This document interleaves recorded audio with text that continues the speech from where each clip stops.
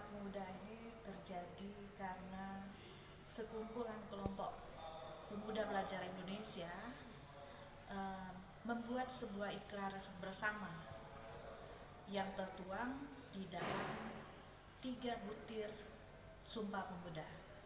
Butir pertama dan kedua itu kata kerja, berbah, yaitu mengaku. Sedangkan butir ketiga juga kata kerja, tetapi ada unsur menjunjung, yaitu menjunjung bahasa persatuan bahasa Indonesia. Artinya menempatkan bahasa Indonesia di posisi yang lebih dibandingkan bahasa daerah dan bahasa asing. Indonesia sebagai negara kesatuan Republik Indonesia, apa yang bisa menyatukannya kalau bukan bahasa? Etnis. Indonesia terdiri dari berbagai macam etnis. Ada 744 bahasa daerah dan juga ada bermacam-macam suku dengan kebudayaan yang berbeda. Apa yang bisa menyatukan itu yaitu bahasa, bahasa Indonesia yang digunakan oleh penduduk Indonesia sebagai lingua franca, yaitu bahasa pemersatu. Dan bahasa Indonesia juga menjadi identitas, yaitu jati diri bangsa Indonesia. Bahasa Indonesia saat ini terjadi campur baur dalam pemakaiannya, dan juga ada kalanya kaidah kebahasaan tersebut tidak ditaati. Nah, itu nampak terjadi tampak terjadi pada media luar ruang dan juga wajah bahasa sekolah. Kadang-kadang penggunaan bahasanya tidak berbau bahasa asing, tetapi penulisan kaidah berbahasa itu masih keliru. Misalnya dalam papan nama sekolah itu ada kata jalan, itu disingkat JL, padahal seharusnya JLN kalau mau disingkat, tetapi kalau di papan nama itu ditulis lengkap jalan. Dan juga di media luar ruang lain, misalnya di Sumsel, penggunaan bahasa asing kami bisa lihat di berbagai tempat, penggunaan nama pertokoan, nama perumahan itu masih banyak yang berbahasa asing.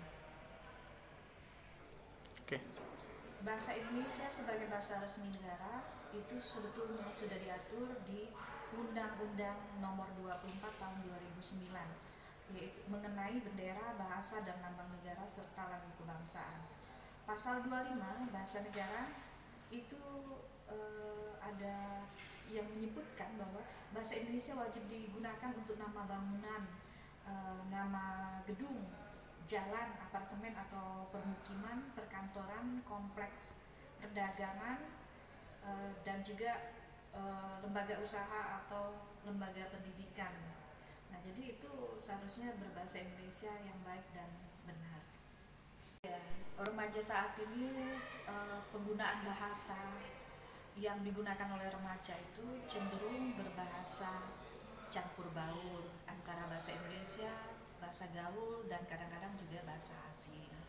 Nah, bagaimana dunia pendidikan yang saat ini terjadi?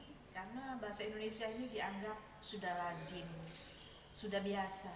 Karena itu lazim, biasa, sehingga seringkali terjadi kekeliruan dalam penggunaan bahasa. Upaya yang perlu dilakukan agar remaja Indonesia lebih mencintai bahasa Indonesia yaitu gerakan cinta bahasa Indonesia. Nah, gerakan cinta bahasa Indonesia ini dimulai dari diri sendiri, dipergunakan bahasa Indonesia sesuai dengan situasi dan kondisi.